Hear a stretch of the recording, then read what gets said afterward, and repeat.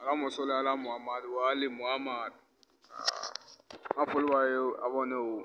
amari le guide machine kan mun abonné tɛ a y'a abonné ka partager pour que bɛɛ k'a sɔrɔ parce que a tɛ ka partager abonné tɛ ka partager kɛ mɔgɔ min b'a partager a ka dɔgɔn quoi a nombre man ca an b'a bɛɛ dɔn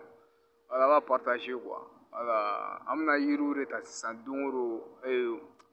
chaque moment n'an ye temps sɔrɔ an bɛ yiri dɔ ta n'an ye yiri ta an b'o dalilu di an bɛ mun dɔn a la quoi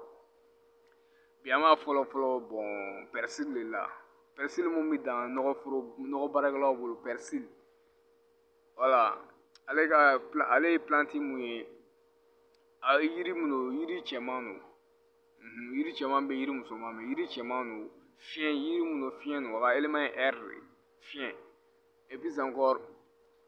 a bɛ bana min furakɛ comment dire règle douloureuse muso mun ni kɔnɔdimi u ka règle nana n'u ka laada nana o kɔnɔ b'u dimi ale b'o furakɛ i b'ale tobi o la ka a ji bɔ sisan n'a tobira sisan